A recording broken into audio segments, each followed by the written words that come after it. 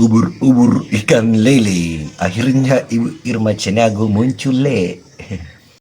Assalamualaikum warahmatullahi wabarakatuh. Salam sejahtera untuk kita semua bosku. Salam NKRI, salam merah putih. Ya, seperti apa yang kalian nanti-nantikan, akhirnya bintang kita, yakni Ibu Irma Ceniago itu akhirnya muncul memberikan tanggapan terkait pagar laut.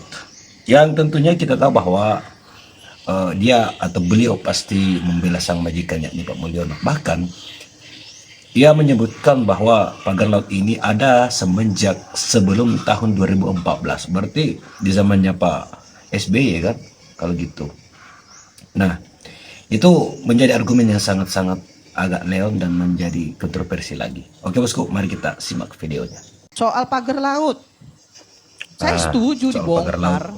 Tapi kan pagar laut itu sudah ada dari sebelum 2014. Wis, ngeri kali kan? Sudah ada di sebelum 2014. Ada perdanya dari Tangerang, dari Bupati Tangerang yang diberikan pemerintah Jokowi, dilanjutkan oleh Presiden Prabowo.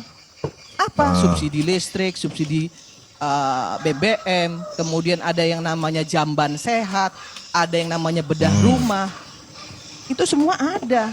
Ada yang namanya BLK komunitas. Wah, banyak sekali yang diberikan pemerintah sebenarnya kepada rakyat. Mungkin kalian di sini semua nggak tahu itu. Saya tahu karena Betul, saya di bawah. Saya nggak tahu. Izin sebentar tanggapi karena dua pembicara Bang Andi sama Bang Irma itu fokus ke saya. Sebentar, Mbak. Boleh, tapi izin pendek aja. Kalau saya mengatakan Jokowi sampah, jangan tersinggung. Itu bahasa yang umum di media sosial. Kenapa sampah? Karena terlihat dalam pembentukan kabinet ini, ambisi Jokowi dan loyalisnya terus mempertahankan modus politik yang disebut melanjutkan. Sebentar Bu Irma, jangan emosi. Sementara akal sehat publik dalam perbincangan di seluruh kanal media sosial melihat memang ada sampah di kabinet Prabowo. Saya beri contoh tadi, sampah lewat Menteri Kelautan. Dalam kasus pagar, pembongkaran pagar laut. Rakyat menyimpulkan hambatan, resistensi yang menghadang Prabowo, yaitu kelompok Jokowi, para loyalisnya. Itu perbincangan di ruang publik. Yang ketiga, saya tambah, itu baru Andi, belum masuk ke Bu Irma. Belum ya? Nanti saya tambahin lagi. Saya masih di Bu Irma. Tadi kan itu sudah Anda sampaikan. Satu-satu. Kan Udah ada tanya disampaikan sampah, tadi. kan saya Tadi jelaskan sudah disampaikan. Saya Menurut saya gini, saya 1 menit Bu Irma. Kalau Jangan dipotong dulu, Bu Irma. kalau Anda bilang saya Jokowi banget, Anda saya bilang pembenci Jokowi banget. Saya nggak mau masuk di wilayah Nggak itu. bisa itu juga. Saya bicara dalam Nggak boleh konstruksi. begitu, nggak bisa Dalam begitu konstruksi bos. kebijakan. Nggak bisa. Jadi, kita itu harus fair ya. Kalau bisa bicara saya itu lanjut harus fair. sedikit aja? Tadi Anda ngomong saya diam. Setengah menit. Nah ketika saya ngomong ya Bisa sudah Pak, Bang selesai. Kami saya lanjut setengah menit dan saya Nggak bisa berhenti. begitu. Saya mau membuktikan. Nggak bisa. Anda sudah nyampaikan itu tadi di depan. Apa yang menjadi Jangan beban diulang-ulang Prabowo yang terus. disebut Jokowi. Jangan Itu diulang-ulang ya, terus. saya mau lanjut ya. Anda hanya Contohnya, ingin mengadu domba antara hampir Jokowi dan Pak Prabowo. setiap- Itu masalahnya. Bu Irma dengar sebentar, Bu Irma. Nggak Izin. bisa. Saya nggak mau dengar Saya karena nggak Anda tanggapi mengadu Anda. domba. Saya mau bisa sama. Cukup Pak Karni. Nggak bisa. Kacau. Udah, dua. Nggak boleh. Orang lain lagi bicara. Sebenarnya gue agak males menjabarkan isu pagar laut yang makin kesini Kenapa, Bang? makin jauh dari fakta aslinya.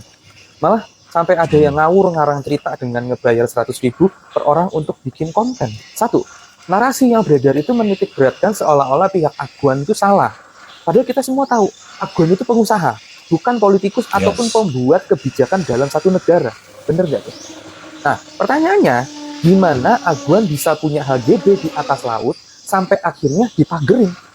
Apakah dia kerja di istana, terus dia bikin HGB sendiri, dan dia ngizinin dirinya sendiri untuk magerin laut? Coba dipakai itu logikanya. Nah, yang kedua, karena Aguan nggak bisa bikin HGB sendiri, berarti siapa yang bikinin HGB-nya? Cari itu orangnya. Karena dia yang harus bertanggung jawab secara politik dan hukum. Yang ketiga, gue bukan belain Aguan atau pengusaha siapapun yang terlibat dalam urusan pagar laut ini. Tapi kita harus fair ngelihat konteks. Yang namanya pengusaha, setiap ada kesempatan dan nguntungin, ya hajar. Gue kalau jadi pengusaha juga kayak gitu. Apakah salah? Ya enggak lah. Jadi yang namanya pengusaha, biasanya baru bisa bergerak kalau udah dikasih izin. Nah, apa yang kasih izin? Ya pejabat. Terus sopo pemimpin tertinggi para pejabat? Ya lu pikir aja sendiri. Nah, yang keempat, kalau lu mau salahin Menteri ATR tahun 2023 dan 2024 karena terbitin HGB, itu juga nggak bisa. Karena setelah dikonfirmasi ternyata malah nggak ada yang tahu tentang HGB itu. Terus siapa yang bikinin HGB? Siapa yang izinin? Dan siapa yang harus bertanggung jawab dalam isu pagar laut ini? Tidak ada visi misi menteri, yang ada adalah visi misi presiden dan wakil presiden. Gimana? Sudah paham? Siapa yang harus bertanggung jawab dalam isu pagar laut? Jadi, tolong untuk KPK, kalau kalian masih ada dan masih berguna, coba periksa Jokowi. Tunjukin KPK itu ada untuk memberantas korupsi. Bukan malah jadi kaki tangan pemimpin terkorup di dunia. Apa lo? Selamat petang. Selamat petang. Sini. Prof Mahfud, ini kan pagar laut ini ilegal, merugikan nelayan, tapi sejauh ini pelanggarannya masih di kisaran administratif. Kalau mau masuk ke ranah pidana, pintu masuknya dari mana, Prof? Menurut saya gampang ya. Pertama itu kan ada sertifikat yang sudah diumumkan ilegal. Nah, sertifikat yang ilegal itu kan ada dikeluarkan oleh siapa, tanggal berapa, pejabatnya siapa. Itu aja panggil dulu. Kenapa kamu mengeluarkan ini? Atas suruhan atasan, atau atas kolusi bawahan, atau dia ikut kolusi. Nanti akan ketahuan kok itu. Karena ada dokumen-dokumen pendukung ketika sebuah sertifikat dibatalkan. Apalagi ini yang dibatalkan ratusan. Itu kan gampang sih. Lalu kemudian pelaku pemagaran. Ya betul Pak Trenggono ya sulit ngambil tindakan. Nah kalau gitu serahkan aja ke penyidik Polri, karena kan di KKP itu ada penyidik PNS, lalu ada juga di dalam hukum itu penyidik Polri, kejaksaan gitu. Serahkan ke situ, itu ada pelanggaran, tolong siapa yang pemagaran itu, yang lakukan pemagaran itu kan ada orangnya yang ngaku bahwa ini swadaya masyarakat, dia sudah menemui nelayan, panggil dia, wajib dia hadir, dipanggil oleh hukum. Kamu masyarakat siapa yang kamu temui bahwa itu swadaya, lalu diusut dari situ.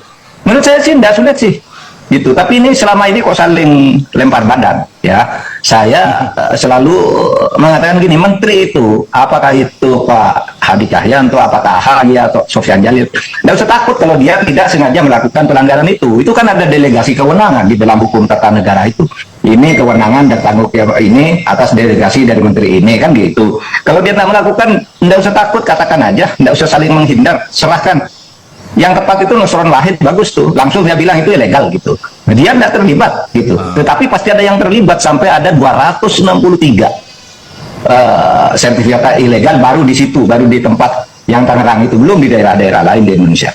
Nah kalau kita mau tertib dan mau aman negara ini ya, ini supaya ditindaklanjuti secara hukum pidana gitu, bukan teknis administrasi. Teknis administrasi itu rebutan semua, datang ke pemagaran itu ada yang ingin memaki-maki, ada yang langsung membongkar rame-rame gitu. Dulunya tidak ada yang mau gitu, baru sesudah presiden memerintahkan baru rame-rame gitu. Apa perlunya begitu? Sebenarnya satu institusi aja, Prof, asal tapi efektif gitu. dari polisi, oke Prof, tapi kan polisi bilang masih menunggu investigasi dulu dari KKP. Emang harus birokrasi seperti itu atau sebenarnya polisi bisa langsung aja mengusut?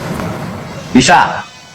Begini, di dalam KUHP itu disebut penyidik utama itu adalah Polri, lalu PPNS itu adalah penyidik pembantu. Oleh sebab itu ada kewajiban koordinasi. Nah kalau ini KKP-nya tidak segera memberitahu, Polri dong turun karena penyidik utama. Yang benar itu sekarang yang dilakukan oleh Kejaksaan Agung, meskipun mungkin terlambat seminggu lah ya. Kejaksaan Agung sudah memanggil tuh lurah untuk penyelidikan karena dugaan pelanggaran pidana di dalam pemagaran laut dan izin-izin pengkaplingan itu, izin-izin yang dilakukan untuk pemanfaatan laut. Nah itu udah dipanggil oleh Kejaksaan tanggal 22 kemarin, sudah agak terlambat tapi udah betul, tidak usah nunggu gitu. Itu gampang kok kalau sudah lurahnya itu dipanggil ya, Pak Lurah Kohab itu, kenapa kamu mengeluarkan itu, mana dokumennya, mana letter C-nya dan seterusnya, itu kan bisa dilacak apakah letter C itu baru dibuat sesudah ada itu atau tidak. Itu sekarang teknologinya gampang kok, membuktikannya gampang kok gitu. Tapi Prof, Jadi saya kira tidak usah saling melempar lah. Sekarang ini waktunya nih hukum pidananya ini baru ke teknis administrasi aja. Administrasi pun belum selesai, belum tuntas. Ya, gimana nih tanggapan kalian? Benarkah bahwa pagar laut itu ada semenjak sebelum tahun 2014 seperti yang dikatakan Ibu Irma Chaniago? Dalam artian itu bukan di periode majikannya. Oke, bagi kalian nih yang warga di sana, tolong dijelaskan tuh. Oke bosku, sampai jumpa di video selanjutnya. Jangan lupa komentar. Assalamualaikum warahmatullahi wabarakatuh.